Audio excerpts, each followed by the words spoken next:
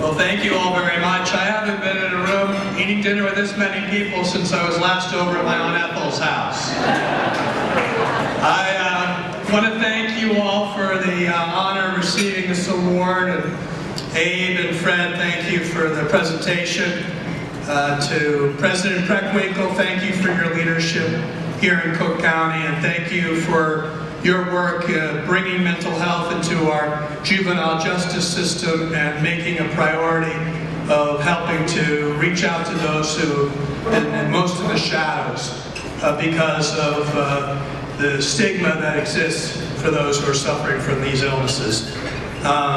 Thank you to the foundation, and it's exciting to see so many people turn out to support such a good cause tonight. So I really appreciate all of what you all are doing here this evening. You know, it's said that I am the leader, you know, nationally on this movement for mental health and addiction. And that should tell you how bad it is out there that I actually get to be the guy. So I was, you know, brought up in a family where I thought that in order to put your name first on a major piece of national legislation, you need to be in Congress. For nearly 50 years, my late father, Senator Edward Kennedy, had his name on practically every important piece of social legislation, but he was also in the United States Senate for 47 years. So you can imagine my surprise, you know, when I was elected as the youngest member of Congress from the smallest state in the country, Rhode Island, and in the minority party, because Newt Gingrich had just taken control when I was elected in '94, that when I asked around, you know, where could I sign on as a co-sponsor of a piece of legislation that said nothing more than the brain was part of the body, really controversial concept, that I'd be hoping that I'd make it in the top half of the 435 members of Congress as a co-sponsor. You know, I came from one of those blue states in, you know, Rhode Island, and it was no big deal. I was co-sponsored, but I was way down the list of colleagues of mine who had sponsored this bill. So I thought the same would be true in Washington. And when I asked around where did I sign on this bill, the clerk said to me, "Congressman Kennedy, it's your bill if you want it."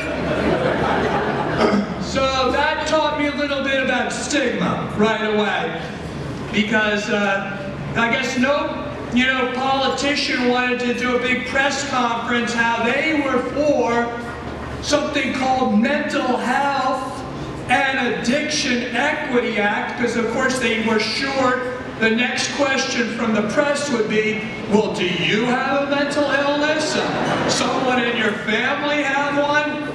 And of course the answers could be any number of ones. That could be yes, in which case there'd be 10 more questions on what medications you were on and when was the last time you were hospitalized, or no, in which case the media would think you were lying to them. So you were kind of, but I had the good fortune, because I was from such a famous family, when I went to treatment at the age of 17, the guy that I was in treatment with sold his story for $10,000 to the National Enquirer, basically meaning that, you know, my secret was out. And unbelievably, the people of Rhode Island still, you know, saw fit to elect me as their congressman. As I said, I was elected as the youngest member of the House, and before that I was the youngest member of the Rhode Island legislature at 21, and then I was elected to the Democratic leadership at 31. I just want to make it clear to everyone in this room, none of it had to do with my last name being Kennedy.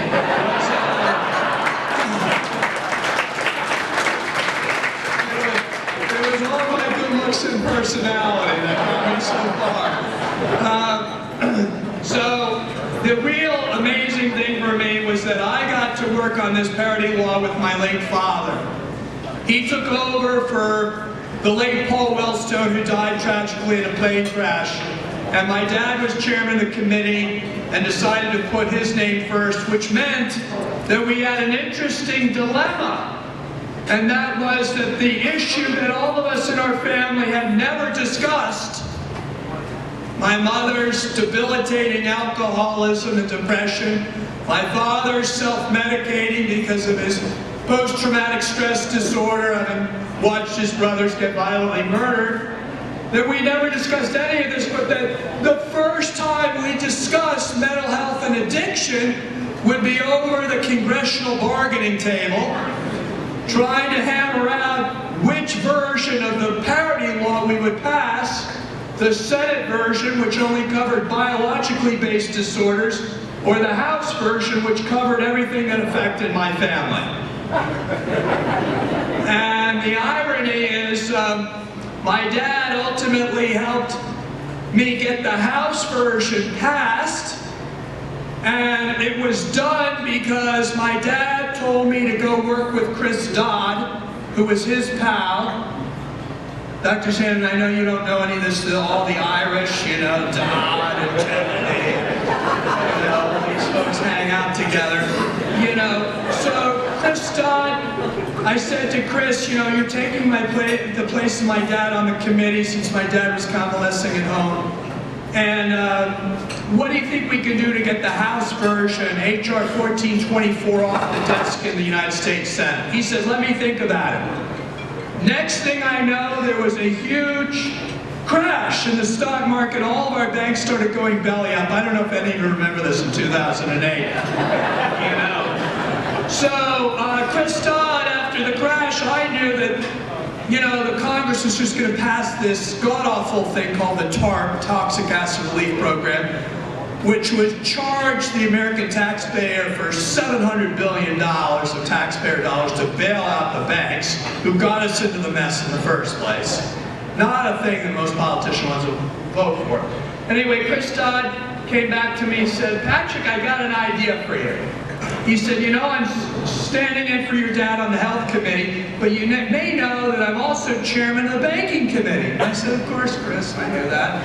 And he said, well, I have the ability to take and write in to your H.R. 1424 the whole $700 billion toxic acid relief program. If you don't mind, I'll just amend your Mental Health Parity and Addiction Equity Act to include the largest federal bailout in American history. That's how we got things done. It's almost as clever as President Preckwinkle when she tries to get one of her issues put through. But seriously, it illustrates the point that mental health and addiction equity wasn't passed because everybody woke up one day and thought, wouldn't it be great if we covered people for these important illnesses that, frankly, every American family faces. It was because we had some good people work behind the scenes to help us get it passed. Which means that we're still not incorporating mental health into overall health. And what we really need to do is make that change in our culture in order for us to get the whole person their needs met, because they can't be physically healthy if they're not mentally healthy. And we can't address the people with a mental health or addiction crisis by putting them in the Cook County Jail, which is, as you all know, one of the largest mental health institutions in the country.